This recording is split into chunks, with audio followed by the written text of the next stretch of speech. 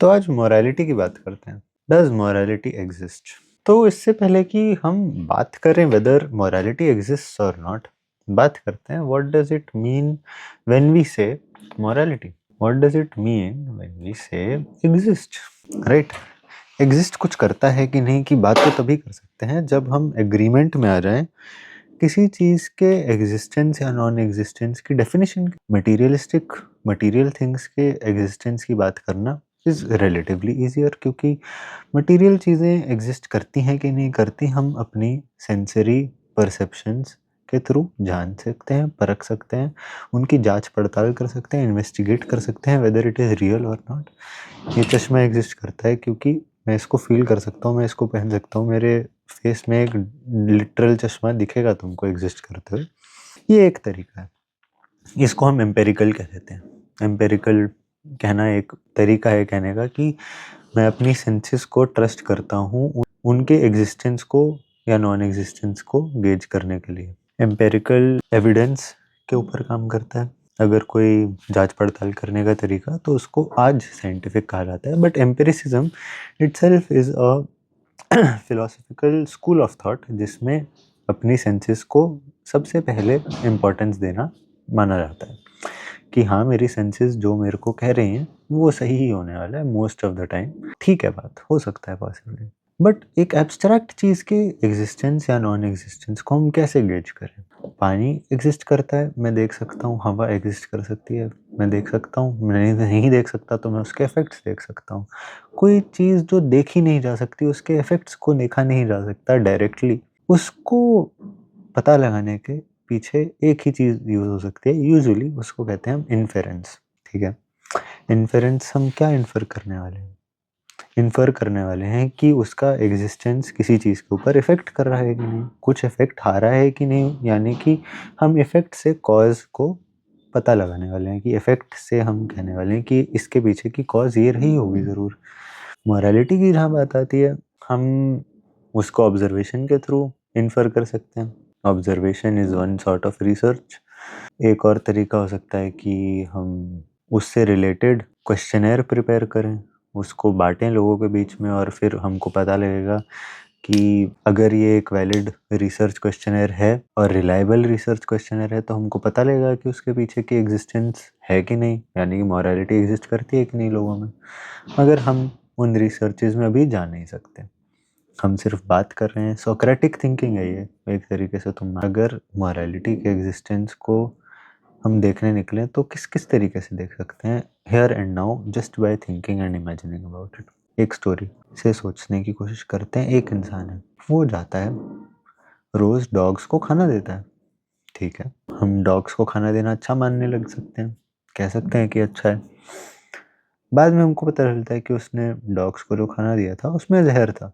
एक तरीका है, ये एक डाइवर्जेंस ले लिया हमने, स्टोरी का एक एंड ले लिया कि डॉग्स मर गए। हम अज्यूम करेंगे पॉसिबली कि उस इंसान ने खाने में जहर मिलाया हुआ था। हम कह देते हैं कि इस इंसान ने गलत करा। एक और रास्ता लेते हैं, उस इंसान ने जो डॉग्स को खाना खिलाया था वो ठीक तो था ही, डॉग्स ने किसी इंसान को काट लिया और पता चलता है कि उन डॉग्स को थी रेबीज।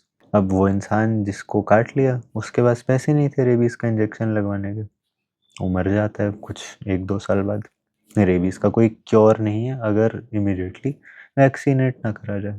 एक और स्टोरी, अब वो इंसान जिसने कुत्तों को खाना खिलाया, उसने डॉग्स को खाना खिलाया और डॉग्स के खाना खाने से किसी और को कुछ खराब कॉन्सिक्वेंसेस नहीं फेस करने पड़े। लेट्स से किसी को काटा नहीं उन डॉग्स ने, उन डॉग्स को रेबीज भी नहीं था, लेट्स अज्यूम 1 मिनट के लिए।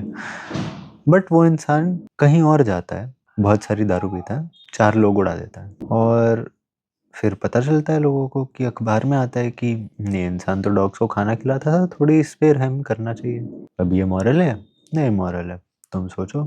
तो जब मॉरलिटी की बात आती है there are very real grey areas जहाँ पे हम कह सकते हैं कि कुछ मॉरल है या मॉरल है कहना मुश्किल है, कुछ गुड या इविल है कहना मुश्किल है। कहना मुश्किल इसलिए नहीं है क्योंकि वहाँ पे गुड और इविल को जांचा नहीं जा सकता, जांचा जा सकता है, कोई कहेगा एक चीज़ को सही, कोई कहेगा किसी और चीज़ को गलत। हर किसी की सब्जेक्टिव होने वाली है किसी भी इवेंट को लेकर।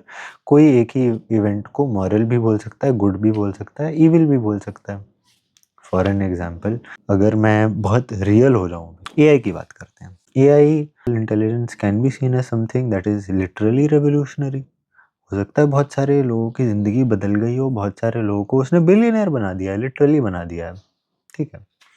अब इसको हम अच्छा माने या बुरा माने, गुड माने या इविल माने? अब मैं कह सकता हूँ depends on the perspective you take. जिस इंसान को एआई ने बिलियनर बना दिया उसके लिए तो बढ़िया है, हमारे लिए अच्छा नहीं है, क्योंकि it is consuming resources out of our life. हमारे पास हो सकता है पीने का पानी 12 साल के लिए बचाओ, ऐसी कुछ साइंटिफिक रिसर्च स्टडी सजेस्ट कर रही हैं, और उस पानी में से बहुत सारा पीने का पानी एआई के डेटा सेंटर्स कंज्यूम कर रहे हैं। Do we call AI good और bad? Depends on who is asking the question and who is answering the question, who is the interviewer and who is the interviewee. अब अगर मैं इसके भी और आगे जाता हूँ और कहता हूँ कि ठीक है, एआई का ये कहना मुश्किल है कि गुड है या इविल है। मैं कहता हूँ पर्सनली अगर इविल है या गुड है, I will be following into the same trap of perspectives, मगर मुझे लगता है खराब है। Let's suppose for a minute कि मुझे लगता है कि एआई का यूज़ और उसका building up of a structure that allows for AIs existence is bad. Let's assume I think this way. अब ये कहना, इसके पीछे भी एक अजम्पशन है। मैं अज्यूम कर रहा हूँ कि ह्यूमैनिटी, ह्यूमन स्पीशीज, होमो सेपियंस का इस अर्थ से एक्सटेंट हो जाना खराब होगा, इसलिए मैं ये कह रहा हूँ। ह्यूमन बीइंग्स की सफरिंग खराब है, मैं इसलिए ये कह रहा हूँ। किसी और बीइंग की, किसी और स्पीशीज की सफरिंग इतनी खराब नहीं रहती, ह्यूमन बीइंग्स की खराब है, मैं इसलिए कह रहा हूँ। तो मोरालिटी के पीछे हमेशा अलग अलग अजम्पशंस हो सकते हैं कि क्या होना सही है और क्या होना गलत है, of course. But here is a catch. तुम उन चीज़ों को एमोरल कहो जिनसे किसी इंसान को सफरिंग हो रही है, ये कहना यूजुअली गलत माना जाएगा। सोशली इनअप्रोप्रिएट तो माना ही जाएगा, मॉरली इनअप्रोप्रिएट भी माना जाने वाला है, which is why billionaires are usually looked down upon in terms of where they fall into the spectrum of morality. Epstein की अगर बात करें, it was immoral. I will take this ground and I have taken this ground in a previous video as well. मैं इसको यहाँ पे link कर दूंगा। तो मॉरलिटी को अब देखने के बहुत सारे तरीके तो मैंने बता दिया, बट इनको मैंने कोई स्ट्रक्चर नहीं दिया। अब मैं स्ट्रक्चर देना शुरू करता हूँ। मॉरलिटी को देखने के बहुत सारे तरीके हो सकते हैं, मैं 4 का इस्तेमाल करने वाला हूँ। पहला, कि तुम मॉरलिटी को इस तरीके से व्यू कर सकते हो जैसे कि एक पर्सपेक्टिव ले रहे हो तुम of an event that has occurred, जिसमें से तुम अलग अलग पर्सपेक्टिव से अलग अलग कंक्लूजन्स ड्रॉ कर सकते हो, वेदर इट वाज गुड और इविल का। ठीक है, ये पर्सपेक्टिविज्म मोर और लेस ये बहुत ही नीचियन थॉट प्रोसेस है।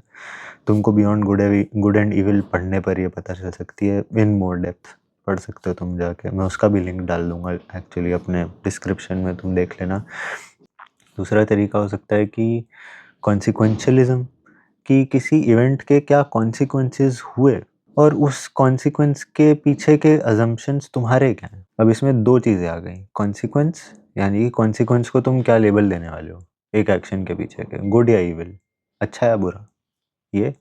और दूसरा कि तुम्हारे गुड और इविल के पीछे के प्री एग्जिस्टिंग अजम्पशंस क्या हैं, ये पता लगा लेना। अब ये यूजुअली कंडीशनड होते हैं तुम्हारे फैमिली लाइफ से, पेरेंट्स से, सोसाइटी से, एथनिसिटी से, रिलीजन से, रीजन ऑफ बर्थ से, रीजन ऑफ अपब्रिंगिंग से, end of course what is popular in your time. तो ये तीसरा तरीका कि हम कहें कि कोई चीज़ एब्सोल्यूट्स में देखें, ये इमानुएल कांट की एक बहुत ही बेहतरीन थॉट प्रोसेस है जिसको हम कहते हैं कैटेगोरिकल इम्पेरेटिव। यानी कि हम सोचें कि अगर हम चाहें, कैटेगोरिकल इम्पेरेटिव में अगर शॉर्ट में समझाऊं, वो ये बात हो गई कि हम वही एक्शन लें जो कि हम यूनिवर्सलाइज कर सकें।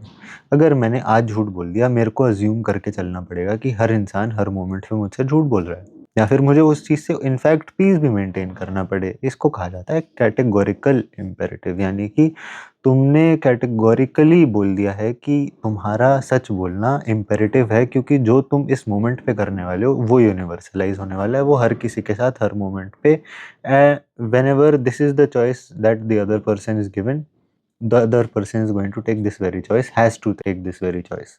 यूनिवर्सल है ये चॉइस जो तुमने इस मोमेंट पे ले ली, ये अज्यूम करके तुम कोई चॉइस लो, उसको कहते हैं कैटेगोरिकल इम्पेरेटिव। ये है absolutism in terms of morality.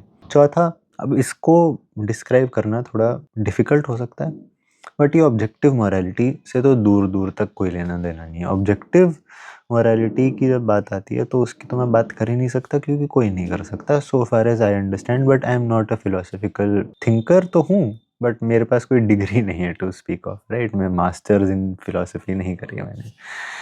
But what I know, as much as I know, as far as I know, objective morality का एग्जिस्टेंस ऐसा हो जाएगा कह देना जैसे कि morality itself is something that really exist as something that can fall and break, as something. It is not, ऐसा नहीं है अगर हम मटेरियल टर्म्स में देखें तो, because it is an abstract inferred thing. It is a thing in so far as it can be inferred as a quality of other people. किसी और इंसान की क्वालिटी है तो हम कह सकते हैं कि हाँ मॉरल या इमोरल, गुड या इविल, उसके बियॉन्ड नहीं। तो मॉरल ऑब्जेक्टिविटी की बात साइड में रखते हुए अगर हम बात इस तरीके से करें कि सब्जेक्टिवली अज्यूम्ड मॉरलिटी तो इन्फर की जा सकती है, अब इसमें प्रॉब्लम्स आ सकती हैं। क्या कि अगर दो इंटर रिलेटेड इवेंट्स जिनके अलग अलग पर्सपेक्टिव्स हो सकते हैं देखने के, अब उसमें हम कैसे बताएं कि कुछ सही है या गलत है। That is a problem that we are dealing with even today. हम नहीं कह सकते कि रशिया सही है या यूक्रेन। कुछ लोग कहेंगे कि हाँ नहीं रशिया सही है, नहीं यूक्रेन सही है। You can have your opinions, that is not what I'm talking about. What I'm trying to bring out is the fact कि तुम absolutely moral किसी चीज को, किसी एक्शन को, जब वो एक दूसरे से इंटर रिलेटेड हो, कहने में चूकोगे हमेशा, क्योंकि किसी ना किसी की सफरिंग हमेशा तुम मिस आउट करने वाले हो। जब तुम मॉरलिटी की बात करोगे, किसी ना किसी बीइंग की सफरिंग हमेशा आउट ऑफ द कॉन्वर्सेशन रहने वाली है। तो when you think of morality in this way, तुम्हें समझ आएगा कि बहुत दफ़ा तुम एक, कह सकते हैं लॉजिकल फैलेसी कह लो इसको, बायस कह लो, ऑफ मॉरल रिलेटिविज्म, कि तुमने एक इवेंट के बेसिस पर किसी और इवेंट को रिलेटिवाइज कर दिया, मॉरली नीचे कर दिया, उसकी मॉरल इम्प्लीकेशंस को पीछे छोड़ दिया, उसको पुट डाउन कर दिया तुमने बिकॉज ऑफ अनदर इवेंट। तो उसको कहा जाता है moral relativism. Moral relativism is a problem we are facing even today a lot of times and in a lot of conversations, and इसका कोई सीधा साधा सोल्यूशन मैं ऑफर कर नहीं सकता इस 15 मिनट की वीडियो में, तुमको पढ़ना पड़ेगा। अब मैंने रियली क्या ये आंसर दे दिया तुमको कि मॉरलिटी एग्जिस्ट करती है कि नहीं? मुझे पता है मैंने रियली तो ये आंसर नहीं दिया, और ना ही मुझे लगता है कोई रियलिस्टिकली मटीरियलाइज करके तुमको कोई आंसर दे देगा एब्सोल्यूट टर्म्स में, ऐसा तो नहीं है। बट क्या तुमको ऐसे नहीं जीना चाहिए जैसे कि मॉरलिटी एग्जिस्ट करती है? हाँ, तुमको एब्सोल्युटली ऐसे जीना चाहिए जैसे कि मॉरलिटी जैसा कुछ तो एग्जिस्ट करता है। उसका बेसिस ऑब्जेक्टिविटी क्यों चाहते हो तुम? किसने बोला ऑब्जेक्टिव होनी जरूरी है मॉरलिटी? तुम सब्जेक्टिव बीइंग हो, तुम्हारी सब्जेक्टिविटी का पार्ट अगर मॉरलिटी भी है, अगर तुम्हारे पर्सपेक्टिव्स में किसी की हर्ट को अवॉइड कर पाना आता है, then that is a good thing, you should allow it। ऐसा मत बोलो कि नहीं मॉरलिटी तो ऑब्जेक्टिव होनी चाहिए। This is a bad argument and this is what नीचे वाज वार्निंग अस अबाउट।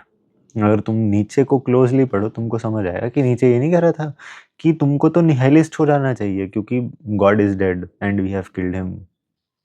अगर तुम इस पूरे कोट को जाके पढ़ो in the context of the entire book, तुमको समझ आएगा कि Nietzsche was warning you against this very thing. ये तुम निहाइलिस्ट बन जाओगे अगर तुम्हारे पास कोई ऑब्जेक्टिव सोर्स ऑफ मॉरलिटी नहीं होगा, एंड तुमको वो सोर्स फिर खुद ढूंढना पड़ेगा, तुम्हारी सर्च है वो।